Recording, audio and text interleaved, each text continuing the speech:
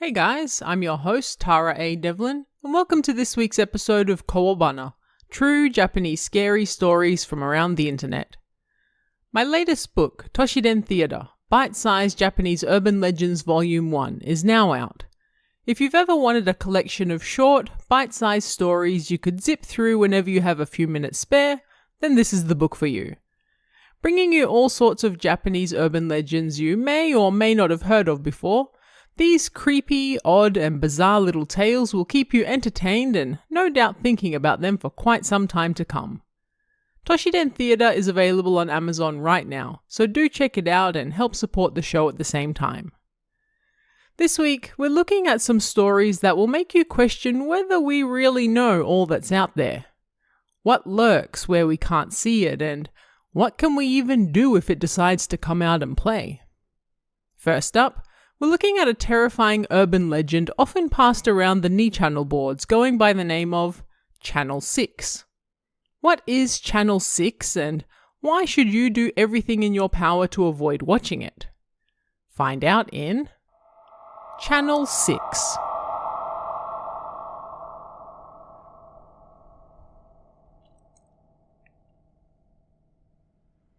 Have you ever heard of the urban legend about Channel 6? Of course you have. Everyone has. Yes, that Channel 6. After hearing this story, you'll never be able to watch Channel 6 at 6 o'clock ever again, I'm sure. A young man returned home from school. The time was exactly 6 p.m. He went straight to his room and turned the TV on, flicking through the channels. The time is now 6 p.m., each of the news shows said. Yet, when he reached Channel 6, something caught his attention. 3 delinquents from a certain high school, said to be backed by the Yakuza, were brutally attacking and killing both students and staff from nearby elementary, junior, and high schools. After committing the crimes, the 3 students then took refuge somewhere in their massive school. The police had launched an all-out search for them, but the school was truly massive and there were countless places for them to hide. Dozens of officers were, at present, searching the school grounds.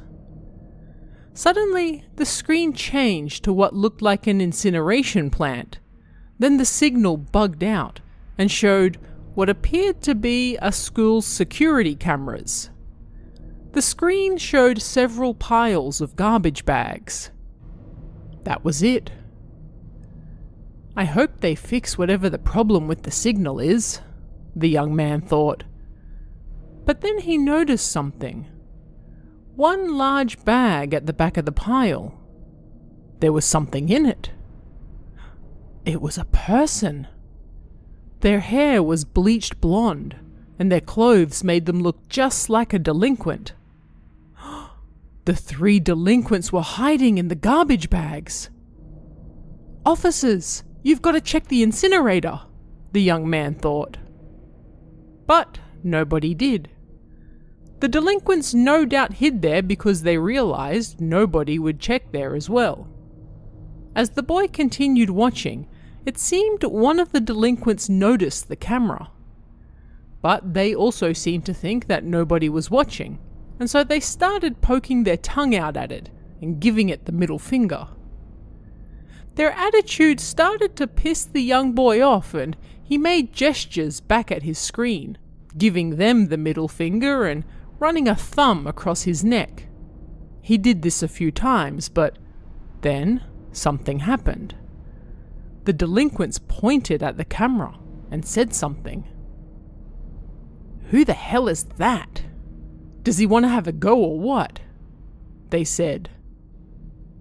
Huh? There was no way. Did that mean the television and the security cameras were somehow connected? Did they really see the gestures he made? No, impossible. He gestured again once more to check. Hey, he really does want to go. Come on guys, let's get him, they said as soon as he did. The 3 of them jumped out of their bags and approached the camera, with grins on their faces. The young man covered his face with his hands, and it seemed the delinquents had removed the security camera. What horrible expressions did they have while they were looking at him? "Hey, this guy's hiding his face. Now we don't know who he is." "What about his room?" "Nah, it's pitch black." "Oh, if we could see his room, then we could go mess him up. He's just screwing with us."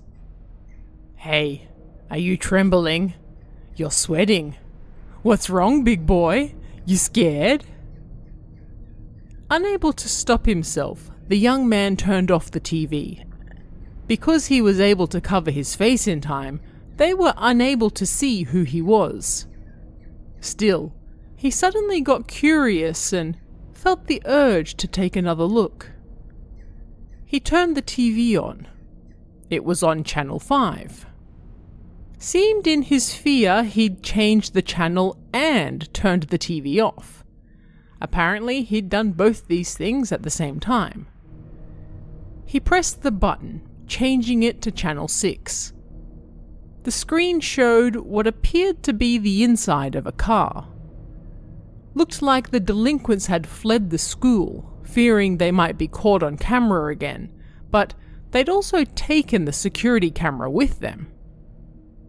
"Hey, there he is again," one of them said, holding the camera up. The young man immediately turned the TV off. He had a feeling he'd be in danger if he stayed home, so he ran out to visit a friend. He was drenched in sweat by the time he got there, and he ran inside without saying a word. His friend stepped aside to let him in. "Hey, can you check Channel 6 for me?" the young man finally said after he calmed down. His friend did as asked and put the TV on Channel 6. The young man ran out of the room and asked his friend what was on the TV from the darkness outside.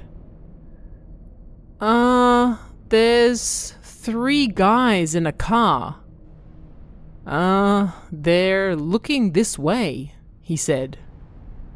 The young man screamed in fear and ran out of the house. Once he was a short distance away from his friend's house, he turned on the small TV he had, for some reason, brought with him. He didn't know why, but it was on Channel 6 and it's still showing the inside of a car. Wait. Something was odd. The scenery outside the car looked familiar. Yeah. If you turned there, and then turned there, the young man realized that if they kept going, they'd soon be at his friend's house. No way. They were still watching? Idiot! Turn the TV off! Then he heard their voices. "Ah, just over there, right? Yeah. That house and room and the scenery we saw outside looked just like this. No doubt about it." The young man looked up and saw a large car that could fit 4 or 5 people approaching his friend's house. Then they got out of the car and rang his doorbell. Bing bong. Over and over, 6 times. "Excuse me, coming in," they said, kicking the door open and running inside.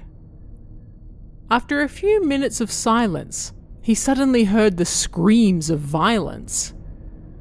"Hey, you little shit, listen up. We've already killed 5 people, and now you're the 6th. The young man was so terrified that he ran straight home. When he got there, he dove under his blanket and went straight to sleep. The next day, he was watching the morning news when he saw his friend's house. Someone had been murdered there. Those 3 delinquents had killed his friend. And after that, the young man never watched Channel 6 at 6 o'clock ever again. You should take care to avoid watching Channel 6 at 6 p.m. as well. The kids in this next story hear of a way to apparently visit another dimension. Of course, they decide to test it out right away, but will they succeed? And if so, will they even be able to come back? Find out in Another Dimension.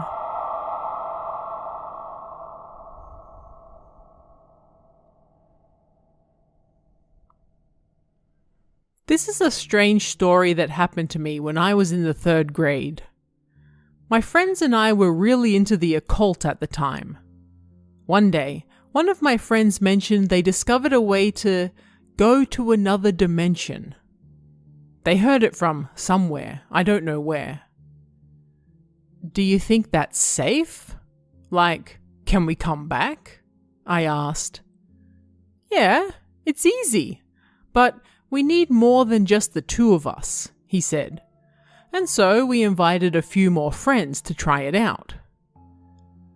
I have to pray to this stone and then say a spell, so don't open your eyes until I tell you to, okay? My friend said when the day came. Another 3 friends joined us for 5 in total, and we all held hands in a circle. All right, everyone close your eyes. He started muttering something in a small voice, and then, when he was done, he said, Okay. We all opened our eyes. My friend's house faced a park, and we did the ritual there after school. Before me, everything looked like it always did. Nothing was different. Did anything change? I asked. Yeah, here we are. Another dimension, my friend answered. We walked around the park, looking around here and there. The park, the slide, the swings, the tire, the grounds, children playing. Not a single thing had changed. I thought that he had to be lying. He was just taking us for a ride, and so I didn't really believe him. But as I walked around the grounds, I saw a single dandelion blooming in the small pile of rubble in the corner of the park. It was past midsummer at the time, so it wasn't the season for dandelions. Something about it looked especially beautiful. We should go back. We can't stay here too long, my friend said. And so we went back to where we performed the ritual and held hands again. We all have to say, I want to go home, at the same time, okay? Close your eyes. Ready? Okay. Open your eyes. When we opened our eyes, we were in that same park again. Hey, are we home? I asked. Yep. See, look, you know those kids over there, don't you? My friend said, pointing at some children playing nearby. That was when I realized something. The people I saw playing at the park before, I didn't know any of them. I didn't recognize any faces. I might have just been a kid, but I was still like, no way. I looked around for anything that was different, but I couldn't find anything. I went and checked where I saw that dandelion, but it wasn't there either. A chill ran down my spine. It was the first time I'd ever felt anything like that before. I never told my friends about the dandelion I saw, and there was no way they could have pulled it out before I saw it. Even now, I have no answer to the mystery of that flower, and it was the first time in my life I ever felt such chills. Reality is a strange thing that has perplexed many for thousands of years now. Is it truly how we perceive it? What if suddenly things just changed?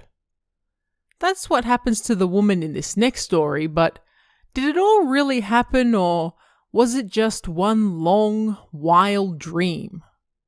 Find out in From November 14th.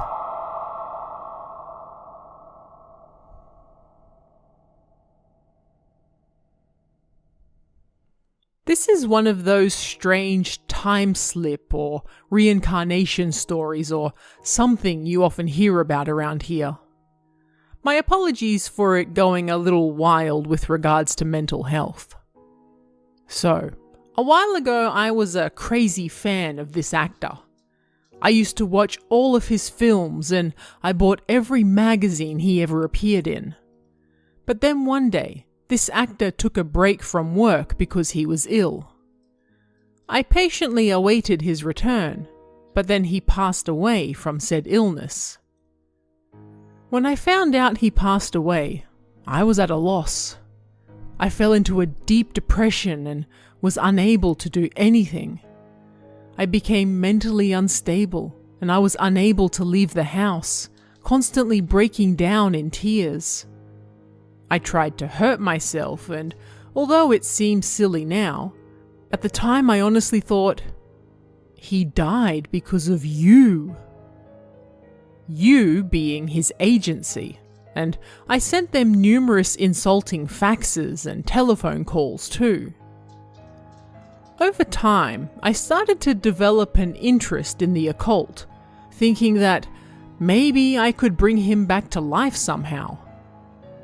I tried all sorts of things related to demons, spirits, even temple visits, but nothing worked. I was so upset at everything that one day I went up onto the roof of my apartment building, determined to end it all. There was a beautiful starry sky that night with a bright white full moon, and seeing it like that, I lost it and started crying. Give him back. I'll die in his stead, so give him back. I screamed helplessly, and then I climbed over the fence and jumped. At least, that's what I remembered. The next thing I knew, I woke up and I was lying in my own bed. I turned the TV on, thinking about what a strangely vivid dream I'd had and how late it already was. But then I noticed something strange. The date. It was November 14th when I jumped, but the date on the TV said that today was November 14th. The feeling of being in a dream gradually faded, and I started to notice more and more strange things. Supposing that was just a dream, then I had no other memories of the day before, and I had no memory of going to bed either. There was also one more thing. There was this horrible feeling inside me when I remembered what I'd done. On top of that, I'd lost all passion for that actor and I sold everything related to him. My DVDs and magazines, even my other goods. I was so in love with him, but now I felt nothing. It was like a black stain on my history. Life proceeded peacefully after that, and nothing weighed my heart down. But one day when I was watching the TV, I saw that actor answering questions on a talk show. Huh? I was so confused, but then I looked him up on the internet and I didn't see any mention of his illness whatsoever. I sat in front of the monitor in shock. He was alive and well. Since then, I've seen him on numerous TV shows, but I'm sure he was someone who didn't like to do that sort of thing. I searched the internet numerous times looking for any information relating to his death, and I even checked Knee Channel for condolences and such, but I couldn't find a single thing. If it was all nothing more than a dream, then sure, fine. 1 year has passed since that time, and the memories are starting to feel like dreams. But either way, there's just something about it that doesn't feel right. And it's an embarrassing stain on my history that honestly depresses me. The boy in this next story goes through a period where he has nightmares each and every night. But these nightmares are so bad that they keep his family up as well. At their wits' end, they decide to try something drastic to help him. But will it work? Find out in The Nightmare Box.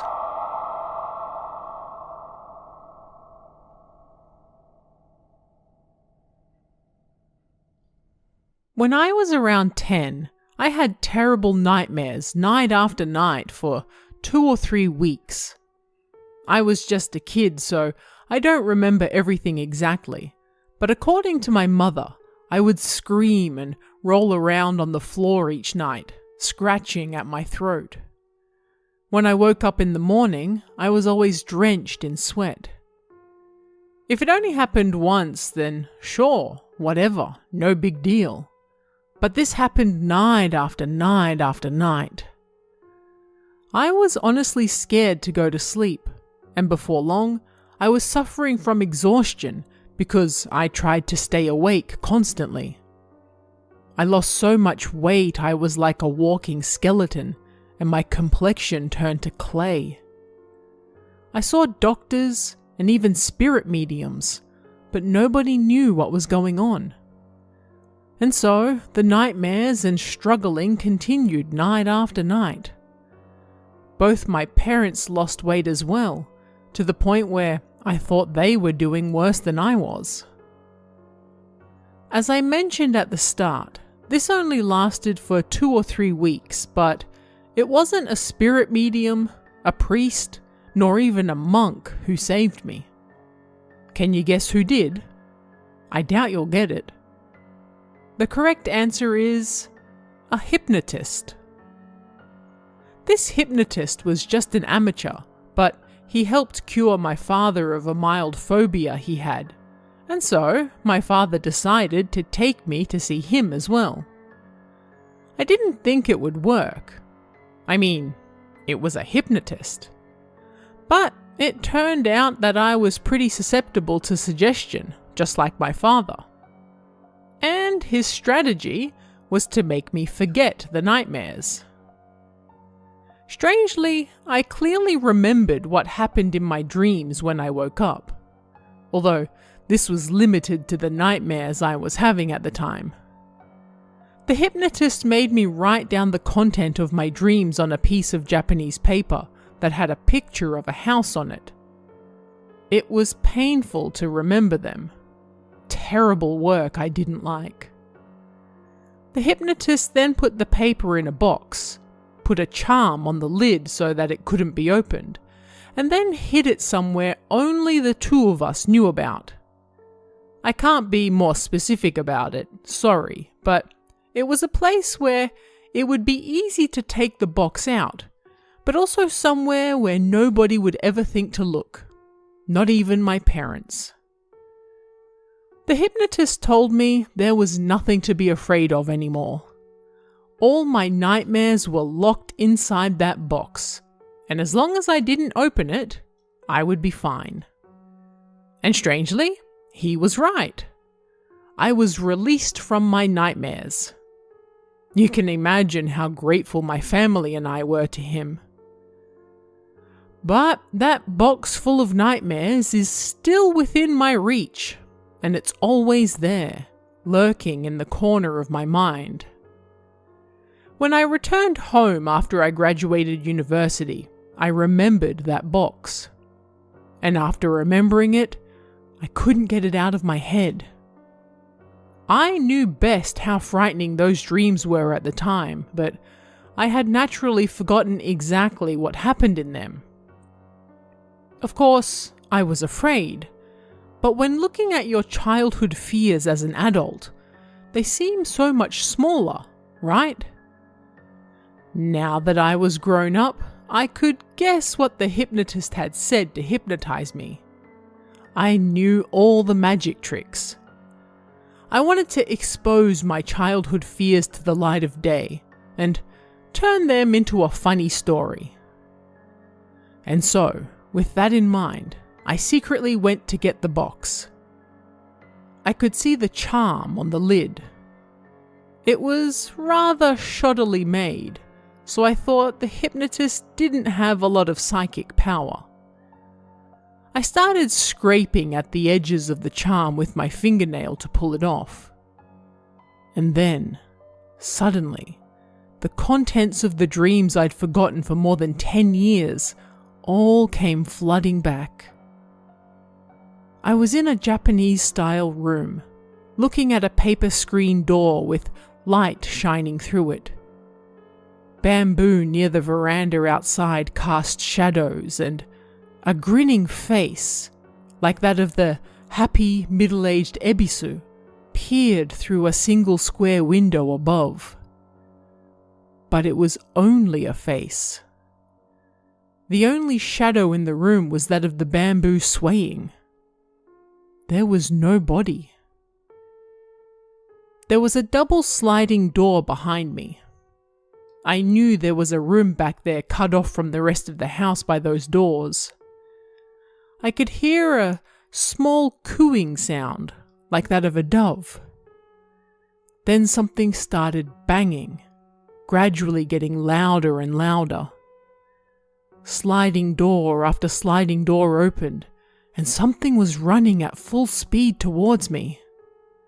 A man laughed, a loud, joyful laugh that came from the bottom of his stomach, and it was gradually getting louder. I froze. Something inside me told me I absolutely mustn't turn around. Bang! The door behind me opened. I could smell a man's foul breath right by the nape of my neck. He was doing it on purpose. Then, he started to whisper something in my ear. I dropped the box. It hit the floor with a clang and I came back to my senses.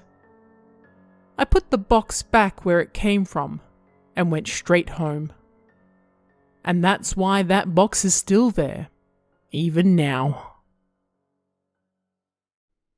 A train driver bringing in the last train for the night notices something odd on the tracks. Something that shouldn't be there. But the truth behind this strange sight might be even more frightening.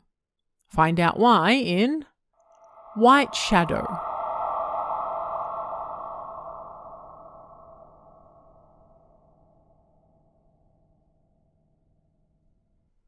This happened when I was a driver for a local private train line out in the countryside.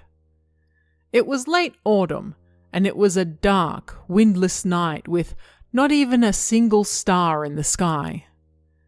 It was just before the final train for the night, and once that was done, work was over. This train ran on a single line through the mountains, stopping at each small station on the way. After passing through an unmanned station, the conductor came up to the driver's seat. The next station had a ticket gate near the front of the train, so this was the usual practice to get ready to collect tickets. The junior conductor and I had some light chat through the blackout curtain in the driver's room, and as we passed through a valley and into some fields, the lights on the front of the train illuminated the straight tracks ahead of us. To the left was a narrow residential road, and to the right, some dried up fields. The train would arrive at the station in about 1 minute, after going up a gentle slope behind a few sporadic houses. But suddenly, on the right side of the tracks, I noticed a strange figure standing by a greenhouse. It wasn't raining, and yet the figure was wearing what looked like a white raincoat pulled up over their head. Please don't try to pass, I thought, and lightly stepped on the brakes while ringing the alarm. The figure was about 60 meters away, and I dropped speed to 40 kilometers per hour. Then, the figure stepped onto the tracks without even looking. "Ah, you idiot!" I screamed. The steering wheel was in the full braking position, and I slammed on the pedal. The reason I didn't switch to the emergency lane was because I knew from experience that the train would have crossed over. Still, I kept my eyes ahead and prepared my entry just in case. But then, the figure seemed to float up into the air and disappeared. It had to be some kind of illusion, like the vinyl from the greenhouse billowing in the wind.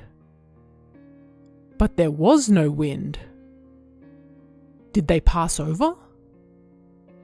The train had already slowed to its slowest speed, in part thanks to the hill we were going up. I stood up and looked around, but we'd already passed the spot where the figure was, and nobody was there. The train continued without any sort of strange noise or impact. I rushed to put the steering wheel back into position and sat down, feeling like I'd just been ensnared by a kitsune. What was that just now? Had I seen something that wasn't real? That was it, wasn't it? At that moment, the conductor, who was staring ahead into the darkness with his hand on the window, said, "What was that just now? It disappeared." It wasn't just my imagination. He had seen it too. A chill ran down my spine. After returning to the crew area, I checked to see if there was ever an accident at that location, but there was nothing. We were the only people to ever experience something like that there, and nobody believed us. There was, however, records of a child who was hit at a crossing a little further down the line quite some time ago. This boy had been a friend of H-kun, another driver who joined at the same time as me. If it really was that boy, then he must have mistaken me for his childhood friend, right? Perhaps it was the anniversary of his death and H-kun was off duty, so I was chosen instead. I don't know, but either way, my health isn't quite as good these days, so I no longer work as a train driver. But that was the strangest experience I ever had. There are lots of people who find Japanese dolls terrifying, and they're certainly a staple of scary stories. The young woman in this next story has a rather good reason to fear them, but it might not just be her that they're after. Find out why in The Dolls That Won't Stop Chasing.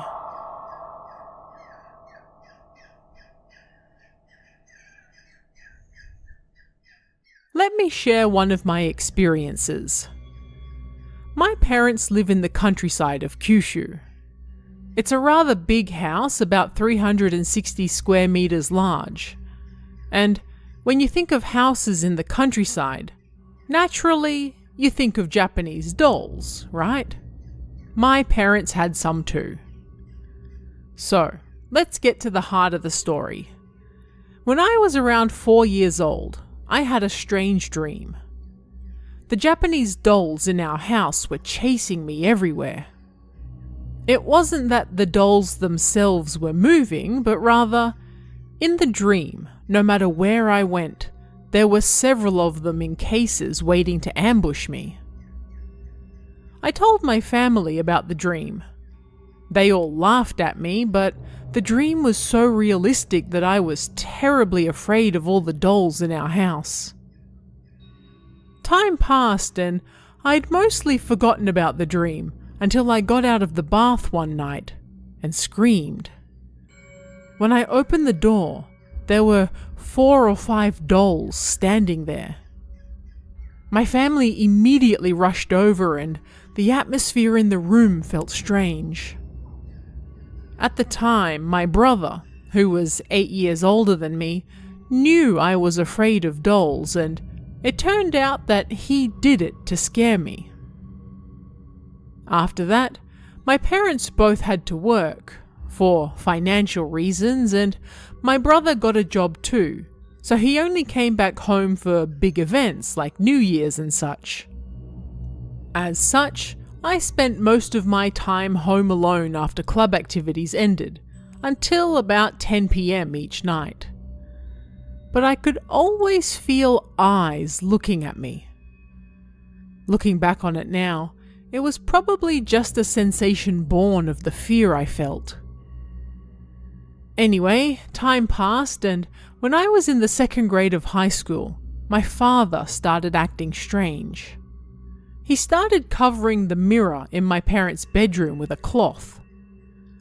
I was at an age where I wanted to dress up, so I used that mirror a lot. But one day I forgot to put the cloth back on after I was done using it. When my father got home and saw it, he lost it. It was the angriest I'd ever seen him. "Why are you so angry?" I decided to ask. "I can feel eyes looking at me," he said. "Even when I sleep, I can feel them in my dreams. It creeps me the hell out. It's like the dolls are looking at me through the mirror." A chill ran down my spine. There was someone else who felt eyes looking at them too. I graduated high school after that, and then moved out of home to go to university. I no longer felt eyes on me after moving out. Sometime later, I went to my brother's house to visit him. "Do you feel different after leaving that house?" he asked me. "Why do you ask?" I said. "Because you were being watched there." An uneasy feeling washed over me. "Tell me everything," I said. "Everything you know." "Well, that dream you had when you were young. A, my older sister, and I had similar dreams. I dreamt of hide and seek, while A dreamt of Daruma-san ga koronda." I was shocked. When I told everyone my dream, they all laughed at me. But my brother continued. "I can tell you this now, but those dolls you saw when you got out of the bath that day, I didn't put them there. But if I said that at the time, well, it would have been a whole big thing, right? But anyway, try not to worry about it too much. It's not like they'll hurt you or anything." I questioned him further. "You've heard Dad talk about this before, right? How our ancestor was a fallen warrior from the Heike clan called Shiba. Well, there's a story you might not have heard," he said. "I heard this from our grandfather, who died before you were born. After Shiba fell in battle, he was looked after quite well by some locals. To say thank you, he would teach the local children what he knew and play with them and such. But now, here's what I think. I think one of those kids that he taught died while still young, but because they still wanted to keep playing with him, they hung around and haunted him.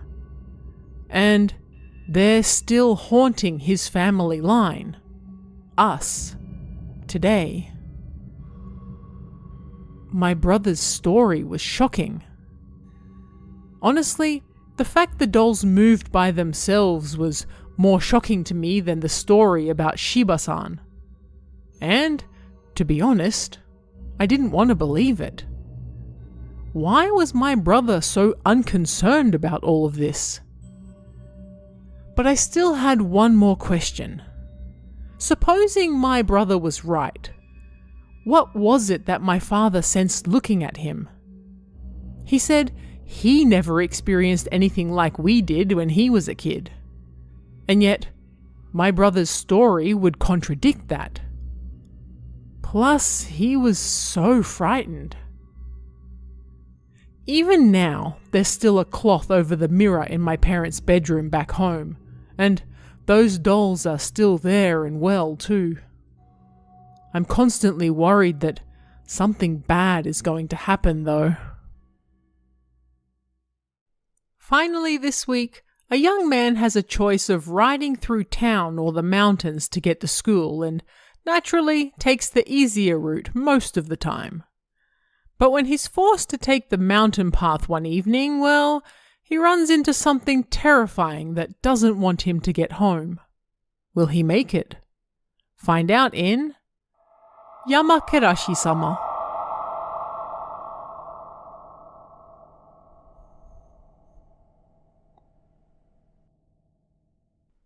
I lived way out in the countryside, and to get to school, it was a 12-kilometer round trip that I had to take on bike. There was a bus, but we didn't exactly have a lot of money, so buying a pass was a waste. There were 2 ways to get to school. The first was a little longer, but went through the city, and the other was shorter, but went over the mountains.